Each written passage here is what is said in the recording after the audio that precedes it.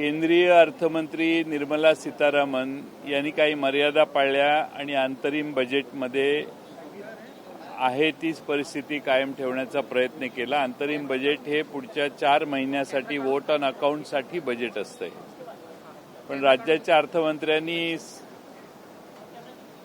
पंतप्रधान आणि अर्थमंत्री केंद्रीय अर्थमंत्री यांनी दिलेले सगळे जे काही घालून दिलेले पायंडे आहेत ते मोडून आज इंटरिम बजेटच्या नावाखाली पूर्ण जवळपास बजेट मांडलं। 9,000 कोटी रुपयाचं डिफिसिट बजेट मांडलं।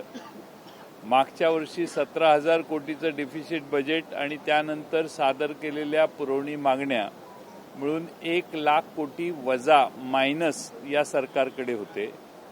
आता त्यानंतर नवीन बजेट मांडताना फक्त 9,000 कोटी रुपयाचं डिफिसिट बजेट महसुली तुटीचं बजेट मांडलं। याचा अर्थ 1,00,000 कोटी रुपयाच्या केलेल्या ज्या घोषणा आहेत, वेगवेगळी कामं आहेत, त्याचं काय झालं याचा खुलासा होणं आवश्यक आहे। आज सभागृहामध्ये ज्या घोषणा करण्यात आल्या बजेटच्या माध्यमातून त्या हजारो कोटी रुपयाच्या आहेत। आज 8,00,000 कोटी रुपयाची म्हणे राज्यात कामं चालू आहेत।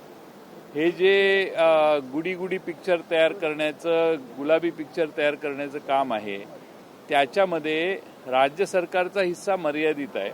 राज्य सरकारकडे 5,00,000 कोटी रुपये म्हणजे 17% रक्कम ही जवळपास म्हणजे ही पुरवणी मागण्याच्या मार्फत त्यांनी मागच्या वर्षभरात मांडलेली होती आणि त्यामुळे पुरवणी मागण्या 1,00,000 कोटी रुपयाच्या राज्य सरकारने 31 मार्चच्या आधीच्या या वर्षात ऑलरेडी मांडलेल्या आहेत आणि त्यामुळं राज्य सरकारचा आर्थिक पूर्णपणाने धोरण नियोजन कोणतंही नाही। निवडणुकांकडे बघून मोठ्या घोषणा करायच्या, वेगळ्या भावनात्मक लोकांच्या भावना ज्यात गुंतलेल्या आहेत त्याचा उल्लेख करायचा आणि त्याविषयी घोषणा करून काही रकमा घोषित करायच्या। याच्यात पूर्णपणाने राज्य सरकारने अर्थसंकल्पाचे कोणतेही विधिनिषेध न बाळगता हा अर्थसंकल्प मांडलेला आहे। राज्य सरकारने फक्त निवडणुकीच्या कडे बघून हा अर्थसंकल्प लोकांना काहीतरी आम्ही देणार आहोत अशा विभागात मांडलेला आहे। खरं म्हणजे अंतरिम अर्थसंकल्पात अशा घोषणा करायच्या नसतात।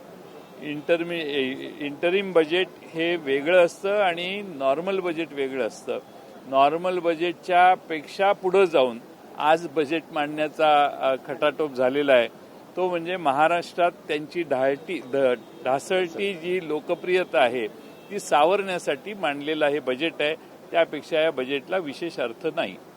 सर, हिंदी में जानना चाहेंगे कि बजट को लेकर क्या प्रतिक्रिया है जो आज का बजट आया है, इस तरह से आप कह रहे हैं बजट जो कल सप्लीमेंट्री डिमांड को साथ में लेंगे तो इस साल में 1,00,000 करोड़ के सप्लीमेंट्री डिमांड्स सभागृह में एक्सेप्ट किए गए हैं। इसका मतलब है कि पीछे का बजट जो है, पिछले बजट में जो इनके पास नहीं था उससे, क्योंकि पिछला बजट ही 17,000 करोड़ रेवेन्यू डिफिसिट का था, उसके ऊपर आगे जाके 1,00,000 करोड़ के उन्होंने सप्लीमेंट्री डिमांड्स पास किए। इसका मतलब ये पैसे इनके पास नहीं थे, फिर भी उन्होंने इसको पास किया। अभी ये नया बजट जो है वो कहते हैं कि सिर्फ 9,000 करोड़ डिफिसिट है, लेकिन पिछले 1,00,000 करोड़ जो सभागृह के सामने आके मंजूरी मांगने की कोशिश सरकार ने की, उसका क्या हुआ। और इसीलिए आज के बजट में बड़ी घोषणा हमारे सामने रखी गई। आने वाले दिनों में जो सरकार इलेक्शन को सामने जाने वाली है, वो सरकार इलेक्शन के सामने जा रही है, सरकार जा रही है इलेक्शन के लिए सामने जाने वाली है।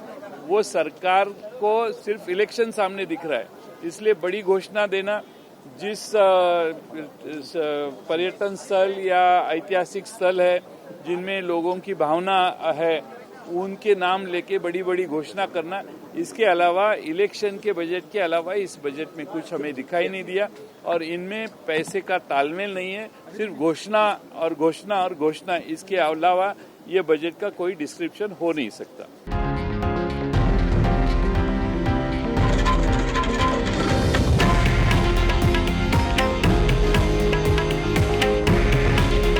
हे आहे देशातील नंबर 1 न्यूज नेटवर्क आणि आपण पाहत आहात TV9 मराठी. काळजी तुमची, हित महाराष्ट्राचं.